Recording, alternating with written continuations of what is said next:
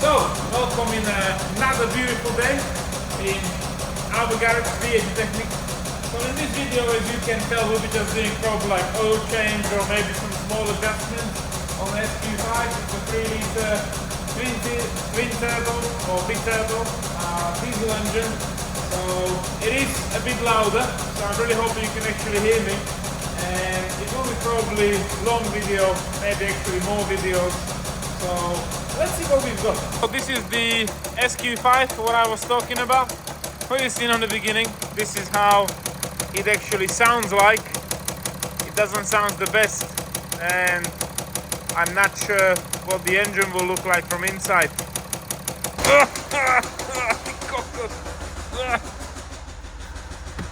Woo! Woo! Woo! Woo!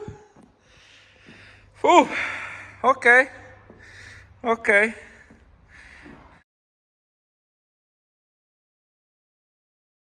If you potentially have a diesel car which is overfueling and potentially the engine is damaged and is burning oil, don't leave it running in the workshop for too long. But anyways, serious stuff. So, this car was delivered to us, as you can see it, in its mighty glory. And unfortunately, somebody decided to spend way too much money for a sport vehicle which has a diesel engine. Never good combination. I personally think, I checked the diagnostics, and obviously injector number 3, which is over there, was overfueling, which I personally think that's why the engine actually internally failed. But before we're gonna do some really expensive engine removals and try to be guessing, we will check the oil, for example. So we will unscrew the oil filter, we will drain the oil out, and I'll make a decision based on that. And maybe I'll drop the oil sump as well, and you have metal bits in there, game over, the engine gotta come out. Luckily, the owner was actually a very smart guy. And before he dropped it down to us, he said like, what's the worst comes to worst? And I told him, second-hand engine, new engine, rebuild, like whatever. But it really depends on the damage. So he was like, there is a whole bottom end for sale for really good money. So he already sent us a bottom end with piston, crank and everything, which is the crucial bit. If the crank's damaged, which I think it will be, we will actually gonna use that bottom end and build the whole engine around it. So that's the plan. We will see what will be the reality. And let's get to it. Too much talking.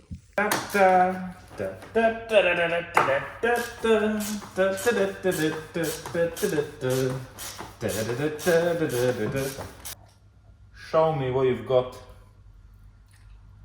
Full. Okay. So there's no point actually taking the sump off because I know what we're gonna find.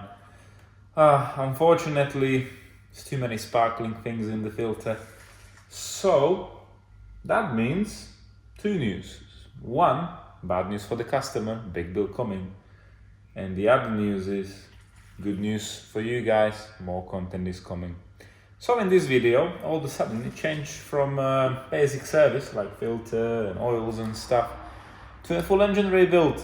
So something to have more interesting on YouTube.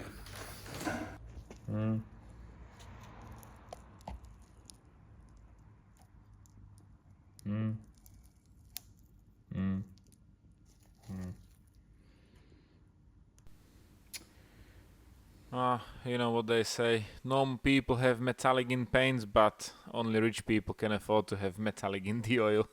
So yeah, let's continue. Okay, so I don't want to waste your time because I know there's something better to do anyways.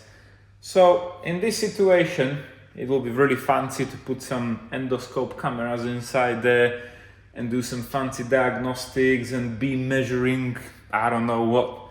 But because we have some really nice metalish color in the oil, there's lots of metal flakes, there's no point doing any of the fancy things, and unfortunately the good old engine out is coming on. So enjoy the time lapse. I'll put you some music on there and I will speak to you when the engine is on the table. That'll be probably the closest way how to actually diagnose what happened to the engine. So let's get to it.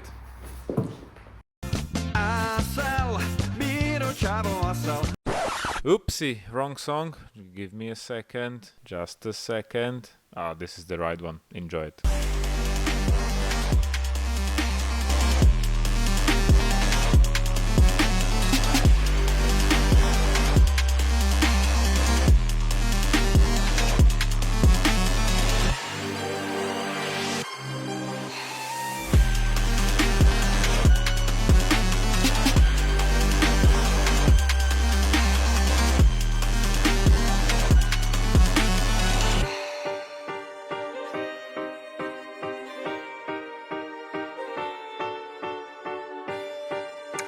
So, it's 10 in the evening. The dog's here. You definitely want to go home. See ya, doggo. So, I did start at like 6:30, and it's 10 o'clock in the evening. So, if you're thinking that it's too easy and it's only a couple of hours, well, I genuinely did work quite hard to actually do it in really short period of time, and I think this was quite quick. And because I finished an S5 like a couple of hours ago, basically, or in the morning, it's exactly the same subframe and everything is attached, except the exhaust is different and a few other things. So my memory was working very well this evening. And this is, guys, exactly the reason why I don't like these twin bi-turbos or whatever they're called. So you are basically buying yourself an SQ5 or S model in a diesel, which is very expensive S-line, I would say. And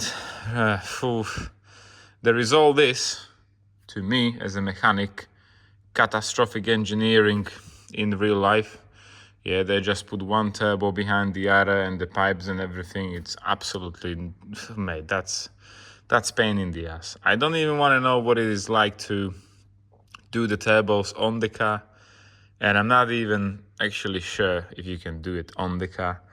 So, but whoever will call me next time to do the turbos, I will all refuse the job, or I'm going to tell them to probably take the whole engine out, because how this is done, it's absolutely catastrophic. But yeah, this is just a really short step forward. We still have probably 5, 6, 7, 8, 9 hours till it will be separated from the gearbox, from the subframe. And yeah, we gotta take the heads off, put the block on the holder, and too many things. So this was step number 1, and we still have to do probably 10 miles to get to the bottom of the problem, and I mean really to the bottom. So we have to open the bottom and see what's going on, strip everything apart, and from there we will do a list what's actually usable from this engine, what we have to get new, what will be replaced. But I can tell you that the turbo is no good already. So more expenses. But yeah, it's 10 in the evening. I'm going home. I actually hurt my finger today because my shit ratchet has snapped on me. So really hope it's not broken. And yeah, continue tomorrow.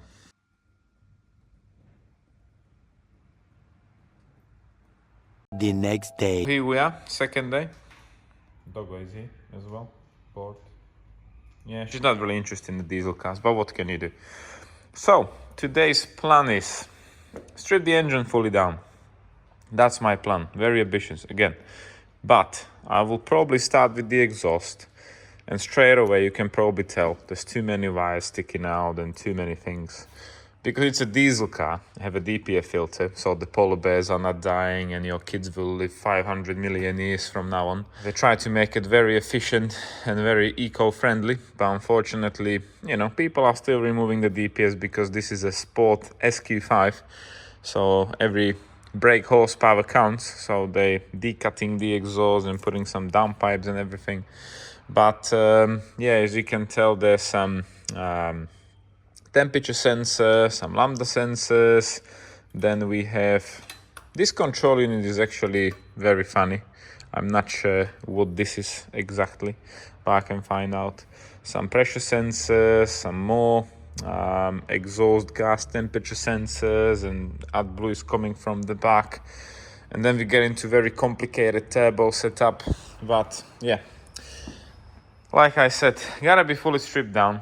And from the oil what you've seen, I'm thinking that we will probably need more than just the bottom end, because everything will be contaminated, which means oil pump, oil cooler, turbos, camshafts, and so on and so on. So yeah, we'll strip it down, see what's the damage, and then we will do some calculations. Time to take a chance to fly, feeling like I'm 10 feet high. Nightmares call, you can't deny. Better find a place to hide.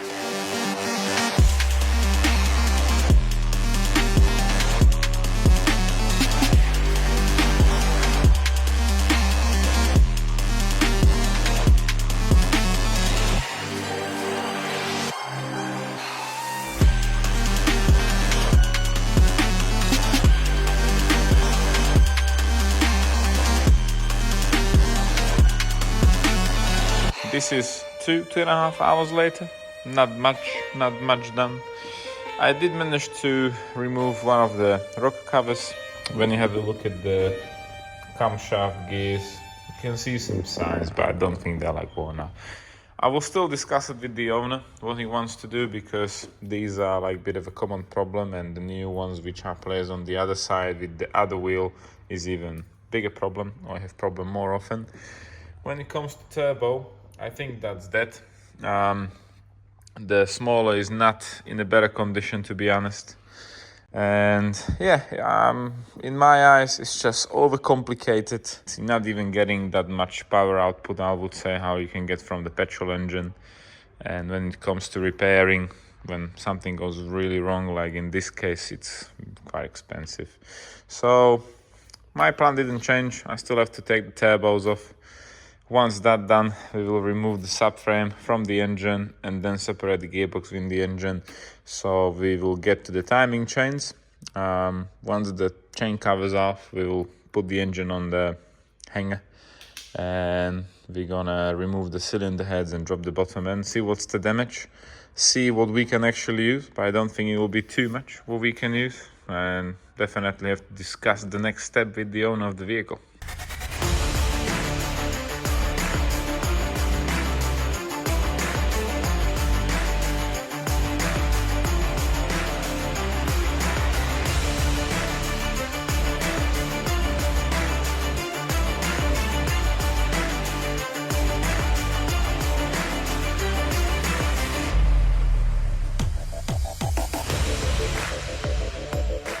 Situation looks good. Everything is stripped down, so I think we are getting very close where we need to get, which is the bottom end. And meanwhile, look what's smiling here. This looks really serious. I think this used to be a can opener or something like that, drop into the engine. Don't know, but I will leave it here. You never know when we're gonna use it.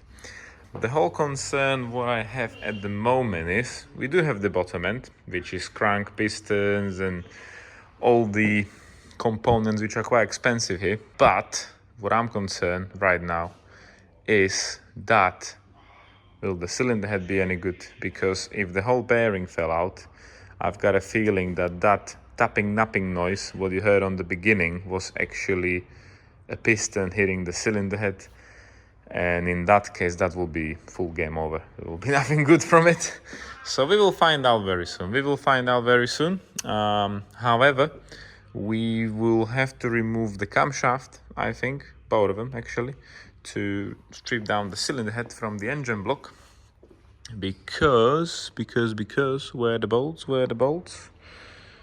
Yes, the bolts are underneath the caps where the camshafts are held. So more stripping, unfortunately, more time lapsing, but we have to take the heads off to actually see if we will do with anything on this engine. So let's continue.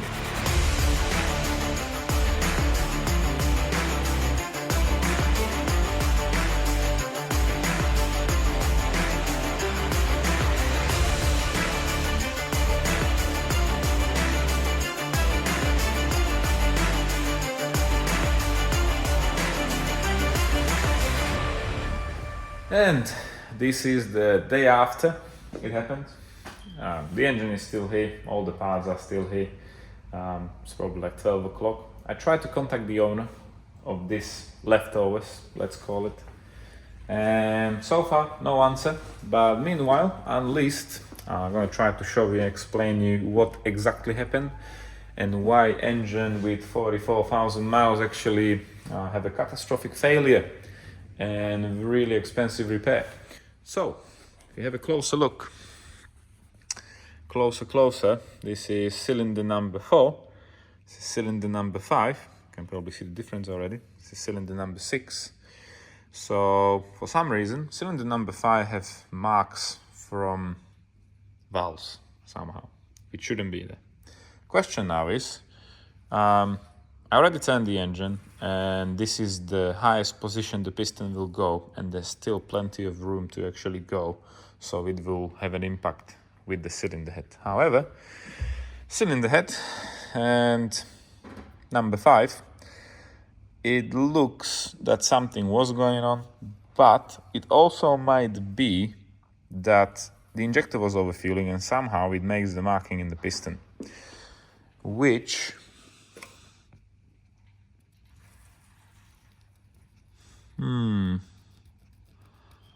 actually might be, because it doesn't seems to be,